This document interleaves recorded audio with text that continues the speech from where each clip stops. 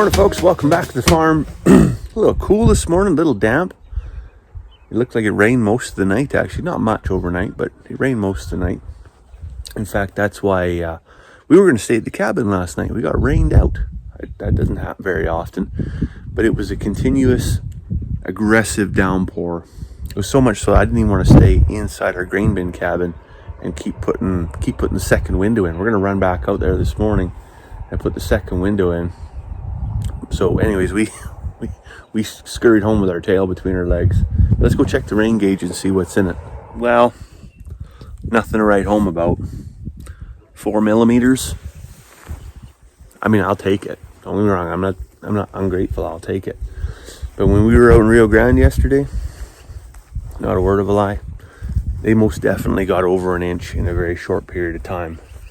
It was like literally like somebody taking a bucket of water and throwing it in your face, and then grabbing another bucket of water and throwing it in your face again.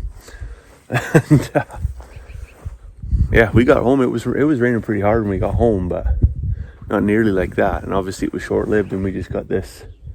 It's not rain. Like, I can put my hand out, my hand doesn't get wet, but there's water coming off the eaves trough. It's just, I think we're just that high of humidity right now. It's not really raining, it's just damp. Anyways, I got a question for the folks that run trailers. We've got quite a few trailers floating around here. We got, the stock trailer, the dump trailer, the old stock trailer, a couple utility trailers, the bale trailer, and then I got the car hauler. And the car hauler is actually what gave me grief yesterday. You realized yesterday I was filling up these water totes for the swimming pool, and I noticed this front tire was low, like not low, but like a little bit low. Just needed a little top up. So when I got back home, I wheeled it over here beside the shop, dragged the airline out, and as I popped it on there, I don't know if you can see that valve stem right there is split. And that got me thinking, well, I don't have a spare for this trailer.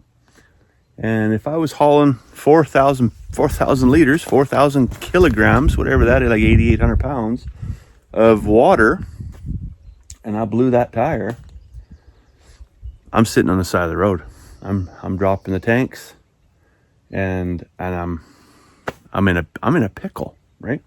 So what do you run a spare on? What's mission critical for you on your farm that you think you absolutely, when you go down the road, you got to have a spare? The camper trailer, the stock trailer, the big dump trailer, that's it for us. But any of these utility trailers, we technically, I don't think I have any spares. I guess the obvious answer is, what trailer hauls so little and so infrequently that you think you can afford to be parked on the side of the road when you actually technically are using it? Anyways, last night before we tucked tail and ran from the cabin because it was raining so hard, we stopped by the in-laws' place, cooked up some burgers and hot dogs for supper, and my mother-in-law gave me a gift. And let me tell you, from the heart, look at that bad boy.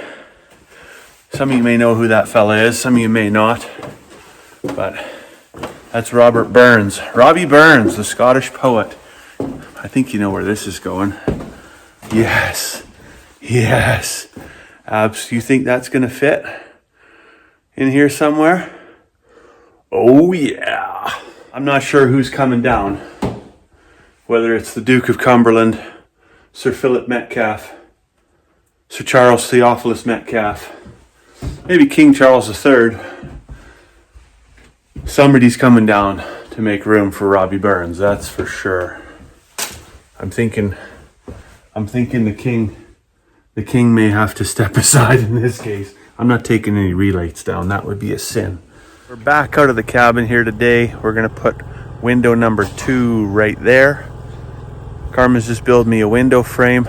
I'm gonna go up on the inside with the grinder and cut out that steel frame. It was much easier today. I didn't have to get up there and do any kind of geometry. I literally just took the piece that I cut out, held it up against the ribbing, traced around it, and now I'm gonna cut that out.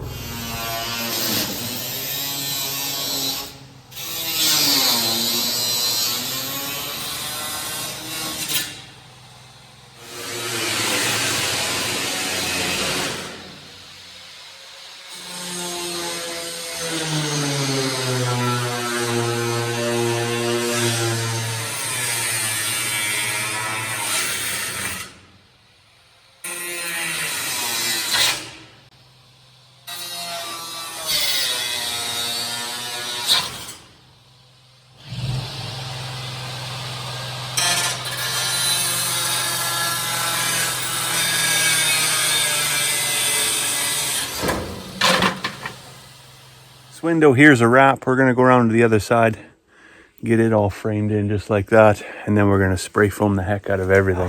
Look at that, a window. Lots of spray foam. One thing we're really missing is a full-size door. Ducking's getting old. So I think definitely next week coming here, I'm gonna have to get a door. Next weekend you can come out, pop that door in, and then it'll just be, I'll be like Pinocchio. I'm a real boy. It's a real house. We shall see. Get the door in, get the floor in, get the framing done, get the spray foam done. And by the end of summer, maybe, just maybe, we'll be able to have a sleepover.